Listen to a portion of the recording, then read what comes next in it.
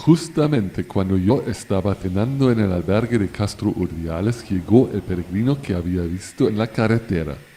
Había tomado una habitación en un hotel después de haber llegado a Castro porque no sabía si el albergue que está en la salida de la ciudad estaba cerrado o no.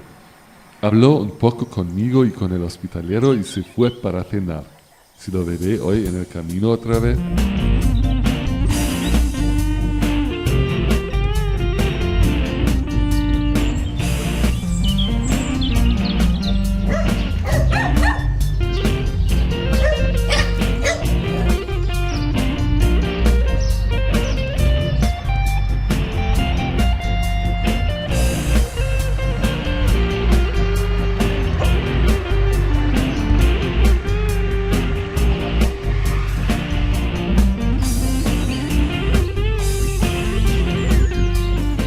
Ahí está.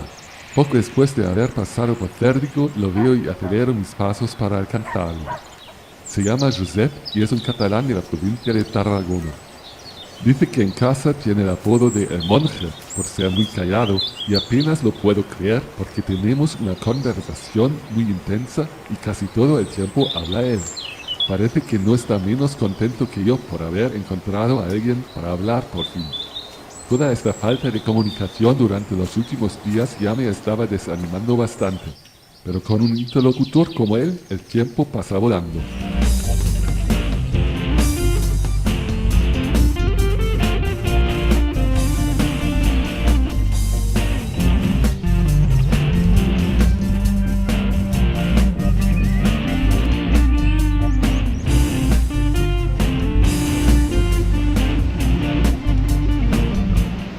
Oleaje y no llega la ola. En Islares veo los únicos bufones en acción en este camino, pero están bastante lejos.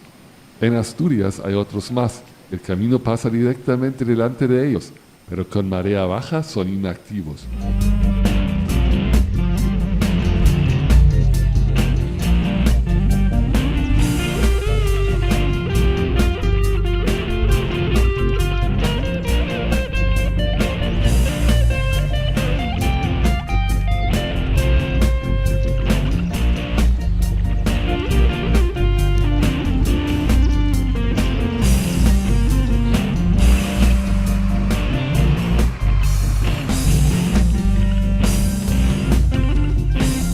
Entre Islares y Liendo el camino es por la N634, pero en vez de seguir la carretera aún más, he convencido a Josep de tomar el camino de la costa por un acantilado que ofrece unas vistas hermosísimas.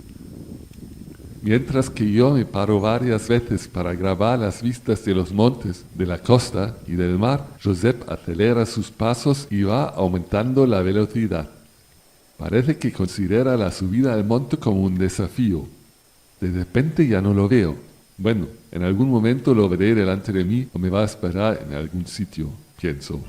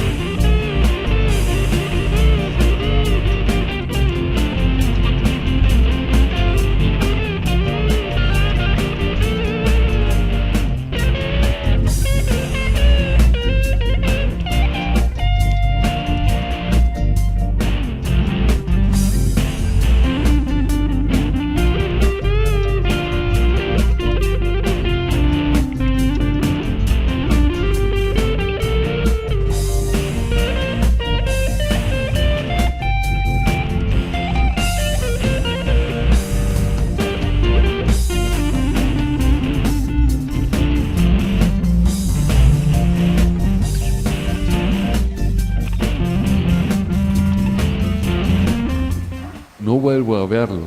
Josep no está en el albergue, pero mencionó el albergue juvenil de Santoña. Según mi guía, no es seguro que el barco entre Laredo y Santoña circule. Josep me afirmó esto y dijo que quería tomar el autobús. Lo habrá tomado directamente. Para aclararme esto del barco, voy a la oficina de turismo donde me dicen lo mismo. El barco no va definitivamente, solo a partir de la Semana Santa sería posible tomarlo por las mañanas. Como no tengo ganas de caminar unos 14 kilómetros por toda la bahía por carretera, decido tomar el autobús también, mañana por la mañana. Lo lamento mucho porque me encanta el paseo por la playa al Puntal de Laredo, donde normalmente hay que tomar el barco. Y todavía no sé qué es una mentira que me dijeron en la oficina de turismo, una desinformación. Peregrino exagerando en la playa de Laredo.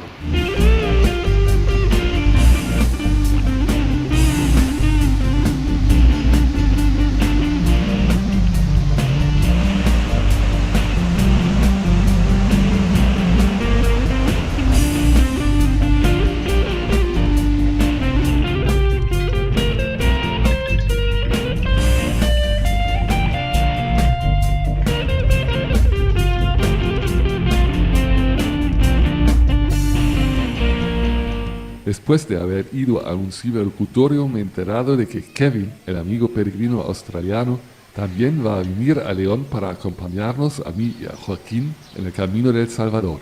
Pero nuestro encuentro se pospondrá un día más por la llegada de Kevin. Por primera vez veo en Laredo que la depresión económica española provocada por el estallido de la burbuja inmobiliaria en el año 2008 es evidente por todas partes. Muchas tiendas que hace 3 años aún existían están cerradas y vacías ahora. Laredo, que tiene la playa más larga del norte de España, es un balneario del turismo nacional. Solo pocos extranjeros vienen aquí porque aquellos normalmente prefieren el calor de las playas del Mediterráneo. Y como los españoles no tienen dinero para venir y pasar las vacaciones aquí, es muy malo para la economía local. Josep ha hablado de una generación perdida. Jóvenes que vienen de los colegios y de las universidades que no encuentran ningún trabajo desde hace 5 años ya. Cuando llego al albergue está otro peregrino, Ricardo, un joven italiano alto y muy atlético. Es un deportista, un nadador. Enseguida sabe quién soy yo. Conoció a Hanna en el albergue de Deva, donde ella se había quedado para recuperarse. Habían hecho 2 etapas juntos, a Cenaruza y a Guernica. Después ha hecho 2 etapas de casi 50 kilómetros cada una, de Guernica a Portugalete y de Portugalete a Laredo, todo por carretera. Parece que está huyendo de algo. En el albergue de las monjas en Laredo, Ricardo, el peregrino italiano que ha conocido a Hanna también, ya se ha ido. Se ha marchado a las 6 en punto. Está lloviendo y el barco no va a Santoña. Hasta haber desayunado y hecho la mochila, las nubes de lluvia se han ido afortunadamente. Hasta otro día espléndido. Joaquín me dijo por teléfono que tenía que ver a su amigo de infancia Robert. Una vez llegado a Santoña veo que el barco está. Pregunto a la tripulación si circulan entre Santoña y Laredo y me lo afirman. Tienen que hacerlo para que la gente pueda ir al hospital en caso de enfermedad, me explican. Pero los de Laredo, añaden, no lo saben, porque el barco es de Santoña y por ende de otra municipalidad. ¡Qué rabia! Voy a la oficina de Robert, el amigo de Joaquín, pero tiene que trabajar. Menos mal que viene otro amigo viejo de Joaquín, Tony, que me muestra Santoña y su entorno. Santoña es el pueblo natal de Luis Carrero Blanco, un admiral político español designado a ser el sucesor de Franco hasta su asesinato por la ETA en Madrid. Pero por la cercanía del lugar del atentado a la embajada estadounidense nunca se callaron los rumores que la CIA también estaba involucrado. Sea como sea, fue un momento clave en la historia de España porque así el rey Juan Carlos fue proclamado jefe de Estado después de la muerte de Franco y al final España se convirtió en un país democrático después de 37 años de dictadura. Los fuertes de Santoña parecen ser hechos para películas de piratas.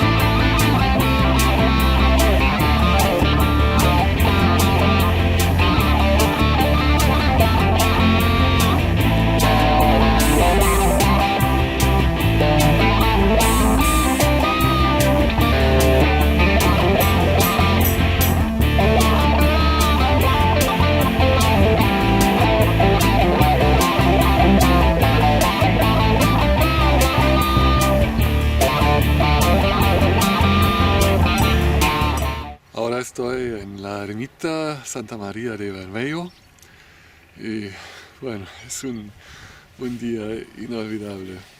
Tuve unas experiencias muy buenas con los amigos de Joaquín y estar aquí hace un día espléndido.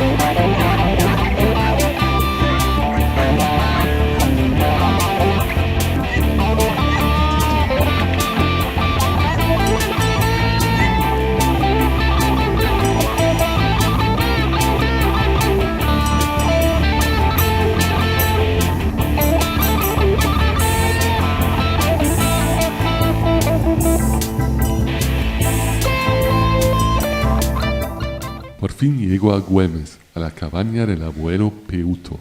Cada vez que llego aquí el albergue es más grande y más confortable. Además me espera una sorpresa. Ya están otros peregrinos aquí. José, por ejemplo, que había dormido en el albergue juvenil de Santoña. También está Ricardo, pero no se siente bien. Tiene problemas con las rodillas, apenas puede moverse. Pensé que iba a hacer otra etapa maratón a Santander, pero no ha podido. Lo que hay que evitar en el camino es la explotación abusiva del cuerpo. Además está una familia de San Sebastián. En los albergues de Cenaruza y de Castro Urdiales ya había leído sus nombres. Un padre con sus 3 hijos. La hija tiene 18 años, los chicos son menores. Pertenecen a una comunidad religiosa un poco peculiar, los 12 tribus. Por esto no van al colegio. El padre intenta blindarlos de otras personas. Es una pena, porque sus hijos me parecen muy curiosos e inteligentes. Don Ernesto, el cura que fundó el albergue, intenta averiguar algo sobre las dogmas y de la estructura administrativa de los 12 tribus, pero las respuestas del padre son poco claras y bastante evasivas. Uno de los hospitaleros voluntarios, un andaluz, también comenta algo acerca del tema, pero no entiendo absolutamente nada. Me parece que va a empezar un cante con un grito en cada momento. Lo nota y me pregunta si hablo español. Obviamente no lo hago.